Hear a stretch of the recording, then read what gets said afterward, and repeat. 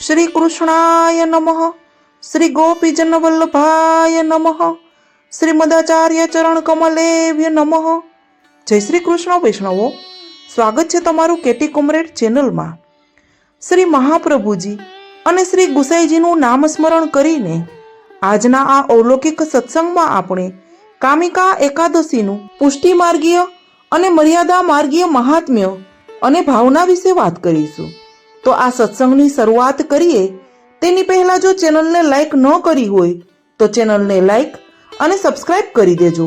નીચે કમેન્ટ બોક્સમાં જય શ્રી કૃષ્ણ અવશ્ય લખજો। તો ચાલો સત્સંગની શરૂઆત કરીએ।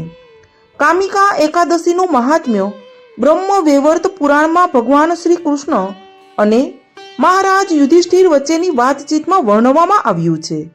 મહારાજ યુધિષ્ઠિરે કહ્યું, હે શ્રી કૃષ્ણ, મેં આપના મુખેથી દેવશયની એકાદશીનું મહાત્મ્ય સાંભળ્યું। હવે કૃપા કરીને અષાઢ વદમાં આવતી એકાદશીનું મહાત્મ્ય સંભળાવો।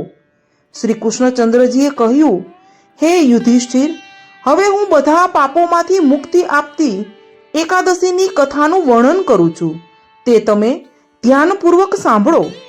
એક વખત નારદજીએ પોતાના પિતા બ્રહ્માજીને આ જ પ્રશ્ન પૂછ્યો હતો કે આ એકાદશીના આરાધ્ય દેવ કોણ છે અને તેને કરવાની વિધિ અને નિયમ કયા છે। સમસ્ત વિશ્વના આધ્યાત્મિક ગુરુ બ્રહ્માજીએ જવાબ આપ્યો કે અષાઢ માસના કૃષ્ણ પક્ષમાં આવતી એકાદશીનું નામ કામિકા એકાદશી છે, જેનું મહાત્મ્ય જ સાંભળવાથી વાજપેયી યજ્ઞનું ફળ પ્રાપ્ત થાય છે। આ દિવસે જે મનુષ્ય શંખ, ચક્ર, ગદાધારી એવા વિષ્ણુની પૂજા કરે છે અને ભક્તિ ભાવપૂર્વક ધ્યાન ધરે છે, તેને નૈમિષારણ્યમાં તેમજ પુષ્કર તથા કાશીમાં ગંગામાં સ્નાન કરવાથી જે ફળ મળે છે તેનાથી પણ અધિક ઉત્તમ ફળ પ્રાપ્ત થાય છે। આ પુણ્ય ફળ એ પ્રકારનું છે કે જે સૂર્યગ્રહણ સમયે કુરુક્ષેત્રમાં સ્નાન તેમજ શ્રી કેદારનાથજીના દર્શન કરવાથી મળતા ફળ કરતા બહુ કઠિન છે। તેથી દરેક મનુષ્યે આ કામિકા એકાદશીએ ભગવાન વિષ્ણુની ભક્તિ ભાવપૂર્વક પૂજા કરવી જોઈએ। વ્યતિપાત યોગમાં ગંડકી નદીમાં સ્નાન કરવાથી તેમજ સિંહસ્થ ગુરુમાં શ્રી ગોદાવરીમાં સ્નાન કરવાથી જે ફળની પ્રાપ્તિ થતી નથી તે શ્રી કૃષ્ણની પૂજા કરવાથી પ્રાપ્ત થાય છે। કામિકા એકાદશીનું વ્રત કરવું અને સમુદ્ર પર્યંત ભૂમિનું દાન કરવું બંનેનું ફળ એક સમાન છે। જે પાપી મનુષ્યો અસાર રૂપી સંસારમાં ફસાયેલા છે, આવા મનુષ્યોએ સ્વયં ઉદ્ધાર થવાના નિમિત્ત માત્રથી પ્રયત્નપૂર્વક વ્રત કરીને ભગવાનના ભક્તિ ભાવપૂર્વક પૂજન કરવું જોઈએ। પાપમાંથી મુક્ત થવાનું આનાથી ઉત્તમ કોઈ વ્રત નથી। જેઓ અધ્યાત્મ વિદ્યા જાણે છે તેમને જે ફળની પ્રાપ્તિ થાય છે તે ફળની પ્રાપ્તિ કામિકા એકાદશીનું વ્રત કરીને રાત્રિ જાગરણ કરવાથી મળે છે। કામિકા એકાદશીના વ્રતના પ્રભાવથી યોગીઓએ મુક્તિ મેળવી છે। તેથી સચરિત્ર મનુષ્યોએ આ વ્રત કરવું હંમેશા આવશ્યક છે। એકવારના સુવર્ણ દાનથી અથવા તેનાથી 4 ગણી ચાંદીનું દાન કરવાથી અથવા રત્નાદિક દ્વારા પૂજનથી ભગવાનને તેટલો સંતોષ નથી થતો જેટલો તુલસી પત્રનું પૂજન કરવાથી સંતોષ થાય છે। જે મનુષ્યો તુલસીની મંજરી દ્વારા ભગવાનની પૂજા કરે છે તે જન્મો જન્મના ઘોર પાપમાંથી મુક્તિ મેળવે છે। તુલસી દેવીના દર્શન માત્રથી કે સ્પર્શ માત્રથી મનુષ્યોના સકળ પાપો નષ્ટ થાય છે અને શરીર પવિત્ર થાય છે। જે મનુષ્યો એકાદશીના દિવસે ભગવાનને રાત્રિમાં દીપ ધરાવે છે તેના ફળની પ્રાપ્તિને તો ચિત્રગુપ્ત પણ સમજી શકતા નથી। જે મનુષ્ય તે દિવસે રાત્રે ભગવાનની પ્રતિમાની સન્મુખ દીવો ધરેલો રાખે છે તેના પિતૃઓને અમૃતની પ્રાપ્તિ થાય છે। તલના તેલનો દીવો કરવાથી કામિકા એકાદશીના પ્રભાવથી મનુષ્યને સ્વર્ગની પ્રાપ્તિ થાય છે।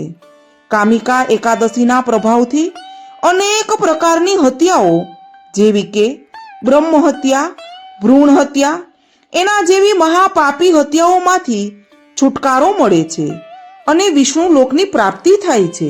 હવે જોઈએ કામિકા એકાદશીના પુષ્ટિ માર્ગીય મહાત્મ્ય અને તેની ભાવના. વર્ષા ઋતુમાં વિરહી વ્રજાંગનાઓ વ્યાકુળ થઈ ગયા. નયનોમાંથી અશ્રુઓની ધારા વહે છે. તેમના નિર્મળ જીવનમાં પ્રભુ સિવાય કશું અધિક નહોતું. ઘનઘોર અષાઢ માસમાં ધરા ઉપર અષાઢની ધારા ઝરી રહી હતી. ચારેય બાજુ વીજળી ચમકીને મેઘ ગર્જનાઓથી વ્રજલલનાઓના અંગ ધ્રુજી રહ્યા હતા અને વિરહથી વ્યાકુળ થઈ કુંડમાં રાહ જોઈને કહે છે કે હે નાથ, હે પ્રિયતમ પ્રભુ, હવે તો ઝટ પધારો. કામિકાઓ રૂપે અમો આપની રાહ જોતા ઊભા રહ્યા છીએ. શ્રી મહાપ્રભુજીએ પણ ગોપીજનોને પુષ્ટિ માર્ગના ગુરુ કહ્યા છે. હવે જોઈએ કામિકા એકાદશીની મર્યાદા માર્ગીય ભાવના. બ્રહ્મ વૈવર્ત પુરાણમાં કામિકા એકાદશીનું મહાત્મ્ય વર્ણવેલ છે.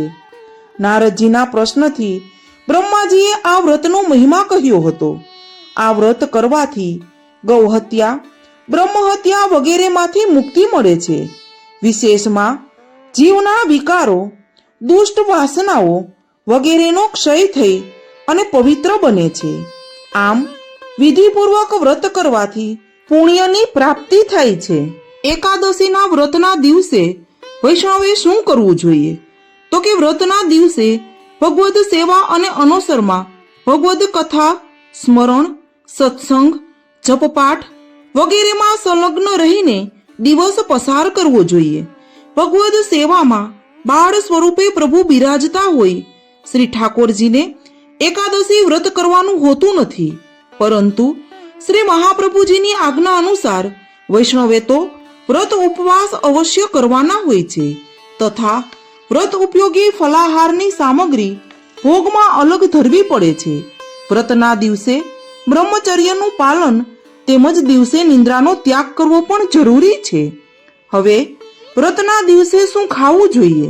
તો કે વ્રતના દિવસે પ્રસાદી, દૂધ તથા ફળોનો આહાર લેવો ઉત્તમ ગણાય છે.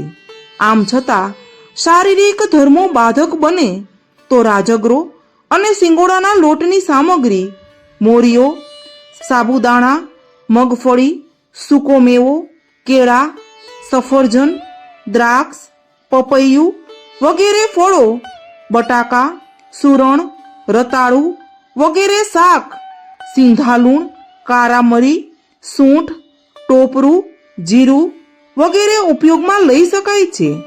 ભગવદ સેવા સ્મરણમાં પ્રમાદ, નિંદ્રા વગેરે બાધક ન બને એ હેતુસર પેટ ભરીને ઠસોઠસ વ્રતનો આહાર લેવો નહીં. વ્રતના દિવસે શું ન ખાવું જોઈએ? તો કે રોજિંદા અનાહારથી સર્વથા દૂર રહેવું. શાસ્ત્ર નિષિદ્ધ એવા કાંદા, લસણ, મૂળા વગેરે તામસી આહારો કદાપી ન લેવા. ચા, કોફી, શરાબ, પાન ગુટકા તથા અન્ય માદક પદાર્થોનો પણ ત્યાગ કરવો. વિશેષમાં વ્રતના દિવસે લૌકિક ક્રિયાઓ, બેસણું, સ્મશાન ગમન, દાઢી કેશ મુંડન વગેરેથી સંપૂર્ણ દૂર રહેવું. દુસંગ, અસદાલાપ વગેરેથી અલિપ્ત રહી ભગવદ નામ સ્મરણ અને સત્સંગ પરાયણ રહેવું. વ્રતો અંતઃકરણને શુદ્ધ કરનાર હોય સ્વમાર્ગીય સિદ્ધાંત અનુસાર આચરવા દરેક વૈષ્ણવે આગ્રહ રાખવો. ઉપ એટલે પાસે અને વાસ એટલે રહેવું, અર્થાત ઉપવાસ એટલે પ્રભુની સમીપ રહેવું. અપવાસનો અર્થ નરક થાય છે, માટે અપવાસ કે અપાશબ્દ કદી બોલાય નહીં. આમ આ વ્રત સર્વ પાપ નાશક છે. ભક્તિ માર્ગમાં વ્રતોત્સવ નિષ્કામ ભાવથી કરવાનું વિધાન છે. તો વૈષ્ણવો, કાલે આવતી કામિકા એકાદશીનું આપણે પણ નિષ્કામ ભાવથી વ્રત કરીશું અને ભગવદ સેવા અને સ્મરણ કરીશું. અહીં શ્રીનાથજી, યમુનાજી અને શ્રી મહાપ્રભુજીનું નામ સ્મરણ કરીને સત્સંગને વિરામ આપીએ. સર્વે વૈષ્ણવોને મારા જય શ્રી કૃષ્ણ.